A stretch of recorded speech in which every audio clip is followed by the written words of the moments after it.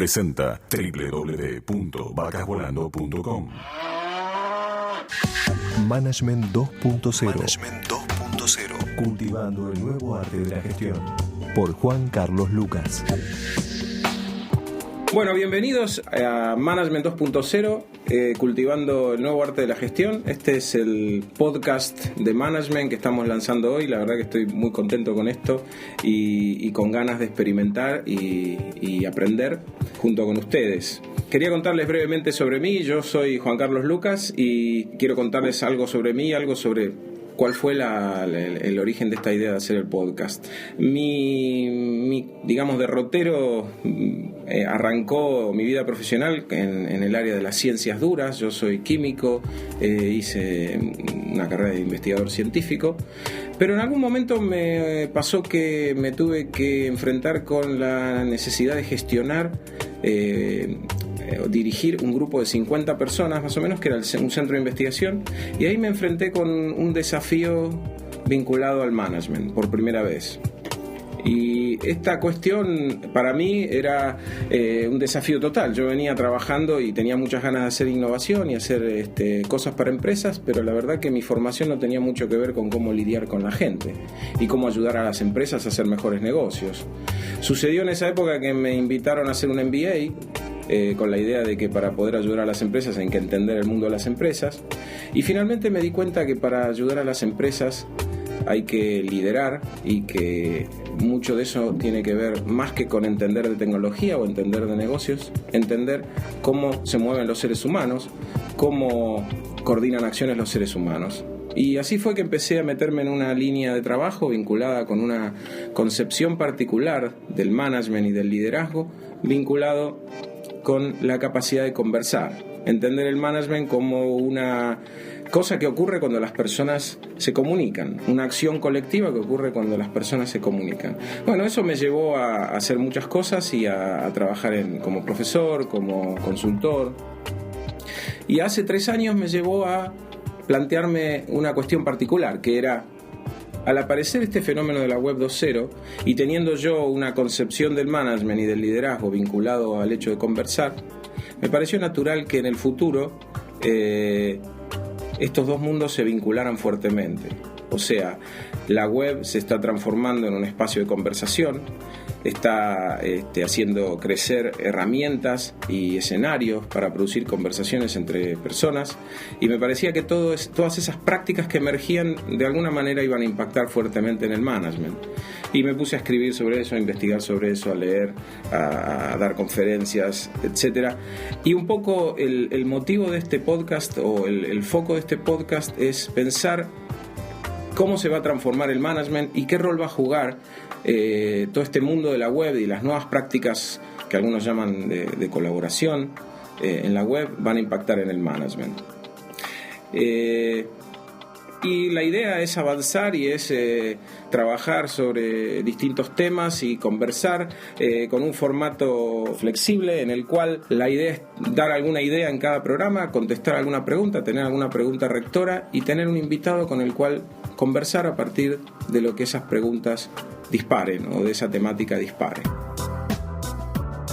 Para el día de hoy yo había pensado primer capítulo del podcast en un aspecto que yo creo que es central en el mundo del management hoy, para las compañías, para todo tipo de organizaciones, que es cómo las organizaciones sostienen su competitividad. Yo entiendo que hay una preocupación central hoy en día en las compañías y en las organizaciones en general, que es si van a seguir viviendo, si van a seguir existiendo en un entorno de gran incertidumbre, de gran cambio. Y esto es una inquietud que yo veo como central. Entonces quería el día de hoy conversar un poco sobre esto, ¿no? Y pensar un poco el tema de la competitividad, las distintas aristas del tema de la competitividad. Entonces se me ocurrió hacer una especie de historia acerca de cómo evolucionó la competitividad para las compañías, o qué necesitaban las compañías para ser competitivas. Entonces, si pensamos lo que pasaba hace más de un siglo atrás, a mí siempre me gusta dar el ejemplo de la película Petróleo Sangriento, en la cual se ve claramente la preocupación de un emprendedor que quería hacer negocios en el mundo naciente de la industria petrolera, ¿no? En esa época la competitividad, la posibilidad de competir tenía que ver con el acceso a los recursos, y el acceso a los recursos estaba muy vinculado a la localización geográfica. Entonces la gente se peleaba básicamente por obtener los territorios donde estuviesen los recursos necesarios para poder competir, para poder hacer negocios. Empezó a pasar rápidamente, en poco tiempo, que eso no era suficiente para ser competitivo. Las empresas empezaron a preguntar o empezaron a enfrentarse al desafío de ¿qué hago con esos recursos? O no todos hacemos lo mismo de la misma manera y con la misma eficiencia con esos recursos. Entonces apareció lo que hoy se conoce como el management científico, prácticas vinculadas con la generación de productividad en las organizaciones. O sea que el foco pasó de estar en los recursos y en la localización a estar hacia el interior de la compañía y sus procesos operativos. Después pasó al poco tiempo que, diría yo más que al poco tiempo, décadas después, empezó a pasar, y sobre todo con la crisis del petróleo, que las empresas empezaron a mirar lo que hacían los competidores, empezaron a mirar qué pasaba en ese juego de acción recíproca que se da en los mercados. Entonces no alcanzaba con buenos recursos, no alcanzaba con buenos procesos operativos, había que ver dónde me posicionaba yo respecto de mis competidores. Y esto generó, escuelas de estrategia, la estrategia empresarial, se recuperaron ideas antiguas de la estrategia militar, etc. Ahora, lo que empezó a pasar, yo diría 10 años atrás, es que empezó a ocurrir que lo que un autor muy conocido de management, Gary Hamel, denomina convergencia en torno a una ortodoxia dominante, ¿no? Esto quiere decir, todos usamos los mismos recursos, todos certificamos los procesos siguiendo las mismas pautas, y todos leemos los mismos libros de management y escuchamos a los mismos gurúes de management para diseñar estrategias. Y la conclusión de esto es que tarde o temprano terminamos clonados, todos haciendo más o menos lo mismo y compitiendo de la misma manera, y esto, dice Hamel, termina siendo una reducción de la rentabilidad general en el sector. Esto hizo que en los últimos años se empezara a pensar que una necesidad para ser competitivo era crear nuevo valor, inventar nuevas cosas, innovar, y que esto ponía el foco claramente en el cliente, porque crear valor es crear valor para quien me va a comprar o quien se va a interesar en mi oferta. Entonces la innovación pasó a ser un fenómeno central. Entonces podríamos decir que hoy en día hay una preocupación subyacente en el mundo de las empresas, que es cómo hago para producir innovación sistemática, porque la vemos como la única forma de diferenciación sostenible en el tiempo. Entonces la idea de hoy era conversar un poco sobre esta idea de si efectivamente la producción de innovación sistemática es lo que nos permite diferenciarnos de manera sostenible, si es la única alternativa, y quería conversar un poco sobre esto. Y para eso hoy teníamos a nuestro invitado del mes, el primer invitado en el podcast de Management 2.0, que es, para mí es un placer presentarlo, porque es, además de ser un profesional destacado y un sociólogo destacado, es un amigo, y se llama Rafael Castellano. Yo voy a contar muy rápidamente algo sobre Rafael. Rafael, como decía, es sociólogo, pero ha tenido una carrera muy brillante como manager, como ejecutivo en varias empresas, en bancos y en otras empresas.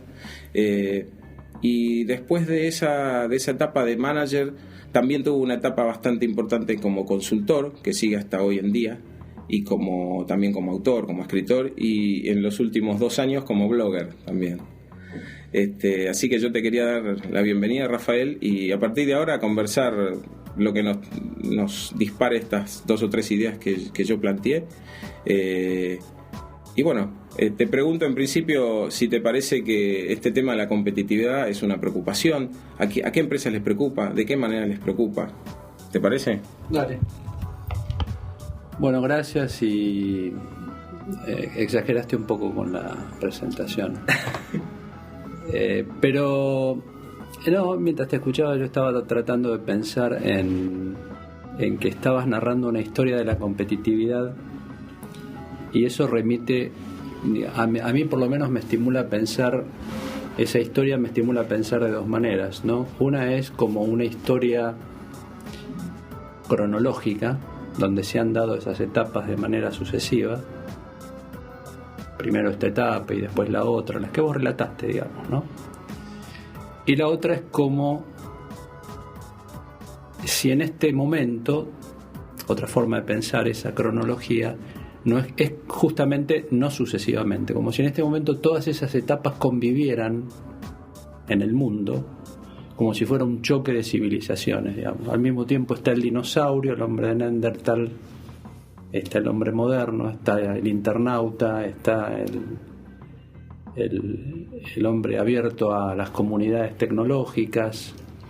Y a mí me parece que es un poquito más el fenómeno. Yo lo veo un poco más así. Estamos con todas estas cosas hoy conviven. De la misma forma que convive la sociedad tribal todavía en algún lugar del mundo con la sociedad mundial de la que participan otras personas. Y es interesante pensarlo así porque uno se puede hacer dos preguntas. Uno es primero, ¿de quién soy más compatriota? Si de los que viven en la otra esquina de mi casa, pero que están en otra de las épocas o de las eras, o de un tipo que vive en Bangkok y está en la misma era o en la misma conversación en la que yo estoy. Bueno, sabes que yo quería comentarte sobre eso. Yo cuando armé esta pequeña presentación pensaba algo parecido, ¿no? Pienso que la competitividad va evolucionando y que hay como capas, ¿no? Como antiguamente la competitividad tenía que ver básicamente con recursos, después tuvo que ver más con la operación de la compañía y se fueron como agregando capas. Ahora es interesante esto que vos planteás y pensar en distintos actores pueden estar como en distintos estadios de esto, ¿no? Y la pregunta sería ¿de qué depende esto, ¿no? Uno puede decir, bueno, en un principio puede depender de el desarrollo de una región, por ejemplo, de un país o de una región, pero también puede depender del desarrollo de un sector industrial, por ejemplo, en qué mercado estoy, en qué negocio estoy, ¿no? Entonces estaría bueno pensar qué mapa podemos hacer de eso, ¿no? Sí, y también puede depender, pensando en voz alta, de una decisión personal, que es de cuál de esos juegos quiero participar, en cuáles de esos mundos, digamos, quiero vivir. Que es una decisión difícil, porque si uno nace en un mundo, en el mundo de los dinosaurios, digamos, dar el salto a un mundo donde la creación de valor es mucho más sofisticada, me imagino que uno tiene muchos condicionamientos. Pero es una pregunta interesante, porque uno como primero como nación, sería interesante preguntarse en esas 4 cajas, la caja del momento del acceso a los recursos, y por recurso también podemos involucrar no solo a los recursos naturales, sino a las prebendas del Estado, es un recurso. Esa es una caja. La otra caja que vos, digamos, definías es el momento donde la competitividad se basaba o se basa en la mejora de los procesos, la productividad. La otra etapa es la de el posicionamiento competitivo entre empresas, y la última es la creación de valor disruptivo, ya no pensando en la competencia, sino pensando en algún cliente.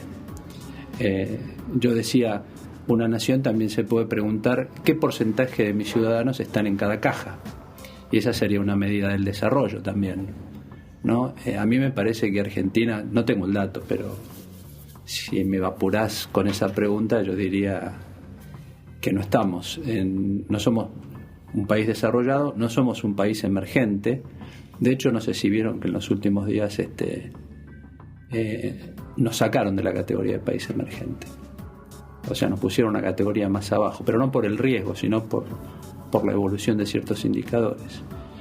O sea, somos un país bastante dinosaurico, donde todavía la competencia se da en términos de el acceso a los recursos, que son los monopolios, las prebendas del Estado, los contratos, el dominio de ciertas industrias, etcétera. Y hay, por otro lado, un montón de otra gente que vivimos o viven jugando el juego que las empresas internacionales nos hacen jugar, y las empresas internacionales juegan un juego donde acá no se da la innovación.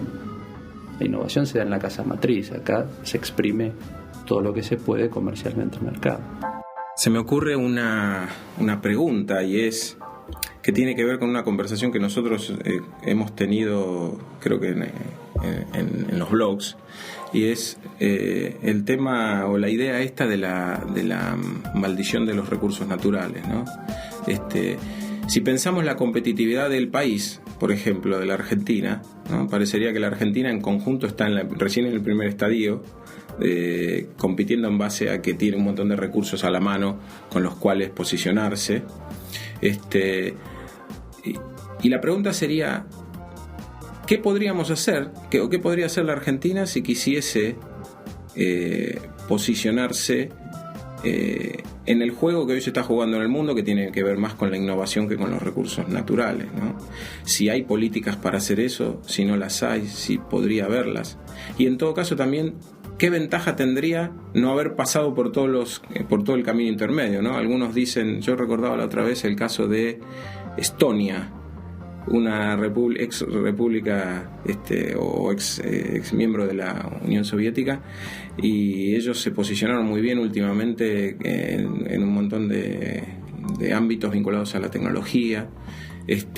Y una vez escuchaba a un tipo de los que fue artífice de eso, y él decía, nosotros teníamos un punto a favor, y era que no teníamos ningún desarrollo en nada salvo en cibernética. Entonces no teníamos ningún legado que cuidar, no teníamos ninguna estructura que amortizar, como puede tenerlo una empresa que está basándose hoy en día en la competitividad, en sus grandes estructuras y en sus eficiencias o en sus recursos. Ellos no tenían recursos, no tenían estructura, no tenían desarrollo, pero tenían sí un recurso particular a explotar, que era mucha gente que sabía de cibernética, que sabía de tecnología, etcétera. Y eso, decían ellos, nos dio una gran liviandad para movernos y ponernos a la vanguardia más rápido, porque no teníamos que andar haciendo reingenierías de nada, ¿no? ¿Cómo lo ves eso, Rafael? Digamos, a mí me preocupa que la gente de nuestra edad, no de tu edad, pero la gente de mi edad, estamos hablando del rango que va entre los 55 para arriba, cuando se hace esta pregunta, mira al Estado. Dice, a ver, que el Estado nos diga cuál va a ser el plan estratégico para salir de esta maldición del subdesarrollo y de esta dependencia de los recursos naturales. O si ustedes, digamos, no hay que hacer mucho esfuerzo para darse cuenta que el único tema de agenda del último año fue el campo en la Argentina, ¿no? O sea, los recursos naturales, independientemente de quién tenga razón con la discusión que está abierta a las retenciones. A mí me parece que la revolución viene por los márgenes, no por el Estado. Viene de abajo, en esto de la innovación. Viene de gente que, por iniciativa o por casualidad o por formar parte de una comunidad local, regional, abierta, mundial, virtual, presencial, como vos quieras, descubre un mundo distinto y empieza a actuar, y ya no le importa más nada de si el Estado está atrás, si hay una política, si no hay una política. El otro día escuchaba a Bill Gates, le hicieron una pregunta: ¿de dónde va a surgir el próximo Bill Gates en el mundo? ¿No? Y él contestó: del país que tenga menos estructura para impedirlo. Es interesante la respuesta, porque tiene que ver con esto, digamos, no tiene que ver con, no hay que mirar a las estructuras. Las estructuras políticas e institucionales nuestras están viviendo la época de los dinosaurios todavía. De ahí no va a venir la revolución. Es decir, porque justamente de ahí el salto a lo nuevo sería atravesar todos esos legados que son pesadísimos. Va a venir de la gente joven participando de cosas marginales, va a venir de los márgenes, digamos, ¿no? Me parece. O sea que hay un desafío muy grande en todo esto, y es cómo podemos nutrir y dar fuerza a esa creatividad que viene de los márgenes, ¿no? Así que bueno, yo te quería agradecer, Rafael, por esta conversación, y aquí cerramos este primer capítulo, y bueno, nos vemos en el próximo. Gracias a todos. www.vacasvolando.com